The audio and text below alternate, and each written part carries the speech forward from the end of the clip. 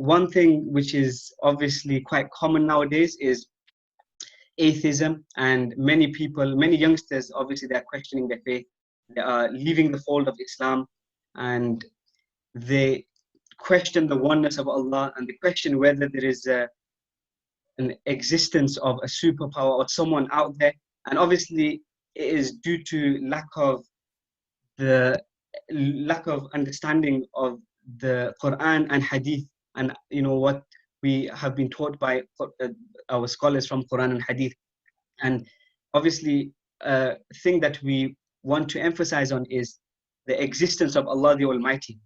And existence of Allah the Almighty, obviously Allah uses many ways in the Quran to prove His existence. So for example, if we look at the chapter Surah An-Nahl, the chapter on the honeybee, Allah the Almighty, He talks about the honeybee and how unique this creature is. It's a very small creature, but how Allah uses it in a very unique way, in a unique manner, to make honey, and we consume that very same honey. And then Allah talks about the journey that the honeybee has to go through.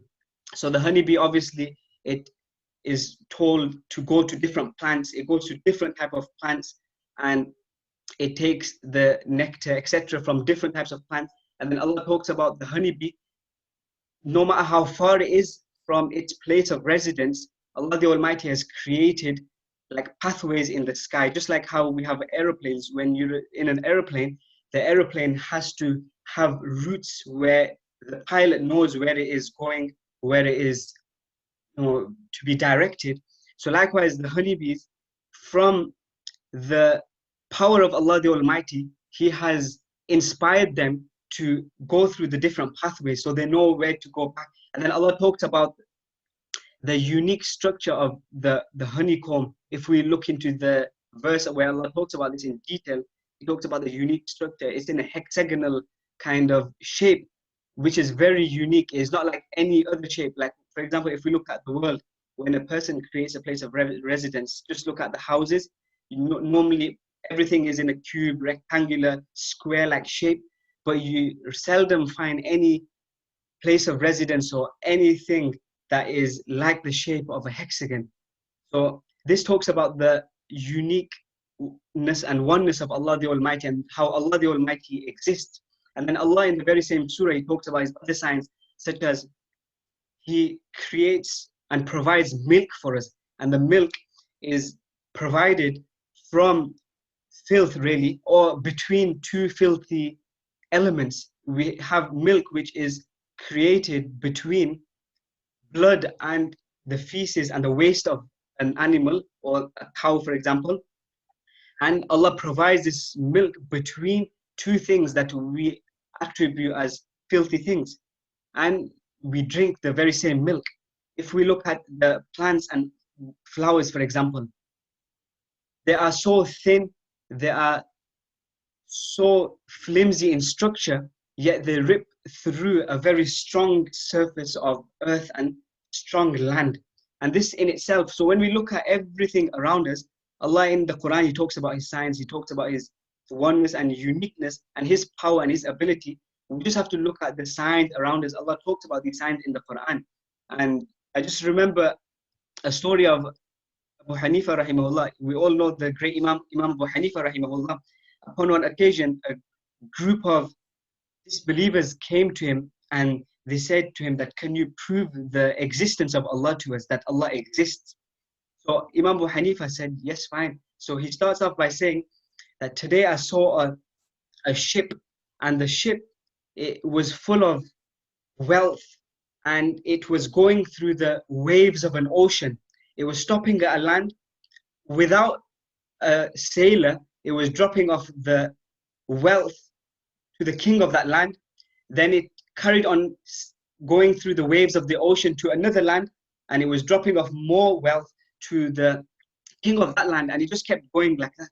And then the disbeliever said to Imam Abu Hanifa that, what are you talking about? How can a ship, how can it go through the waves of an ocean without a sailor, without someone driving it or managing it and telling it where to go or directing it where to go? So this can't be the case. So Imam Abu Hanifa rahimahullah mentioned, yeah, you're right, exactly. Just look at the world and how it is functioning, how it is operating, how unique it is, the unique system of this world, where we look at the sky, we look at the sun, it rises in the morning, it sets at night on its own. Do you think all this happens on its own? Do you think it rains on its own? Do you think when the sun comes out, giving us, the beams of heat, and the summer season, for example, does it all happen on its own? Just like this, the whole world, it operates on its own. Could this be the case? And the disbeliever said, no, this cannot be the case. Just like a ship, it cannot sail in the waves of an ocean on its own. Likewise, this whole world, this whole universe, it has to have some creator behind it. And then we have many kind of things that those that do not believe in Allah, they use many evidences. For example, they say, if we cannot see Allah, how can we believe in Him? Obviously, seeing is believing. To believe in something, you have to see it. But obviously, this is not the case.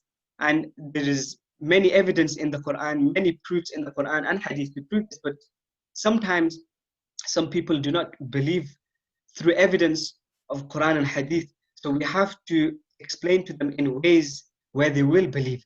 And this reminds me of an incident, story that I came across from the scholars that wrote on this topic of proving the existence of Allah. Upon one occasion, there was an individual who was poor and he believed in Allah. And there was another individual who never believed in Allah and he was wealthy and he used to brag about his wealth, etc. And that he came up to this poor person and he kept bragging about his wealth, and then he was talking about his concept of not believing in Allah, that we can't believe in Allah because we can't see Him. So then this poor person, he got angry that this guy keeps going on about, that we can't see Allah, so that means we can't believe in Him. And seeing is believing. We can't see Allah, so we don't believe Him because we can't see Him. So then what this poor individual did, he got a stone, he picked up a stone from the floor and he threw it at this person's head, this disobedient person's head, this person who was disobeying Allah, or he was not believing in Allah, disbelieving in Allah. He threw it at his head. The person, this disbeliever in Allah, he started shouting, he started screaming in pain that, oh, you threw this rock, I'm in pain. And then he dragged this poor person to a judge of that time. And he told the judge that, look, this guy threw a stone at my head for no reason. Punish him, take him to task. And then the judge, obviously, he had to take justice. He can't just listen to one side of the story. So he asked this poor person, a believer of Allah, that did you throw this stone at this person's head? And why did you throw this stone at this person's head?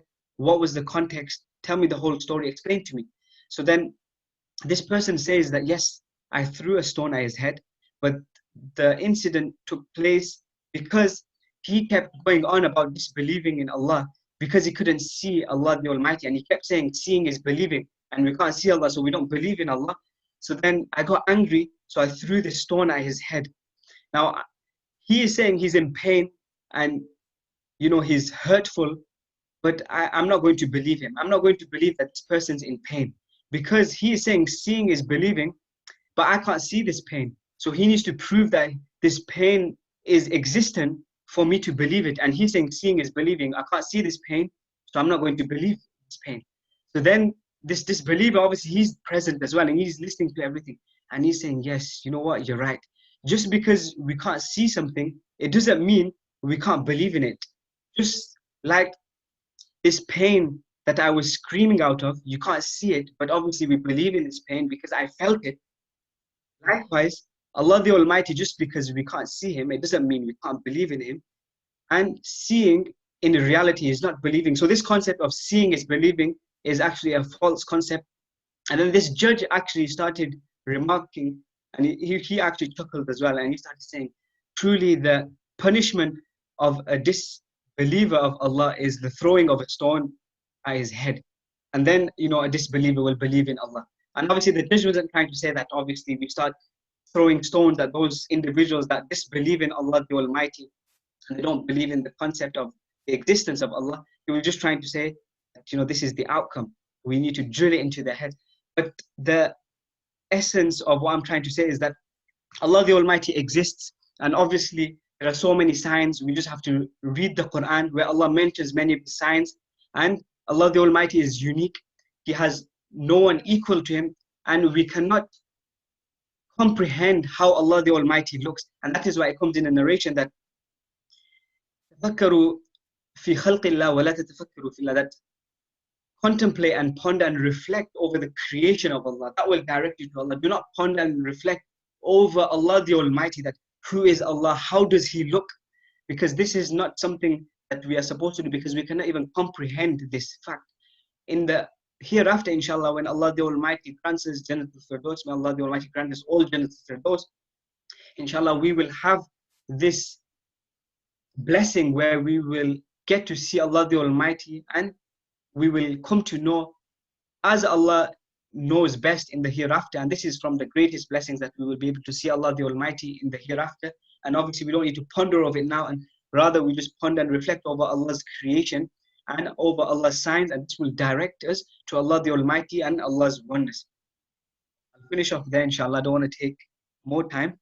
Allah the Almighty give us the ability to believe in His oneness, His existence, and may He save us from getting into any form of disbelief. May He save our children, may He safeguard the iman of our youngsters, because this is a true fitna and a true trial and tribulation out there, the fitna of disbelieving in Allah the Almighty. And I think it stems from the kind of, the scientific innovations and the technological advancements that we have in our times, where our youngsters are bombarded constantly with videos where, just at the touch of a finger, they will come across videos of individuals, disbelievers, saying that, there is no Allah, or it's all about materialism in this world. And sadly, our youngsters, they can fall trap to such traps, and Satan traps them, the evil desires trap them, and sadly it leads them to disbelieving Allah. So that is why it's important that we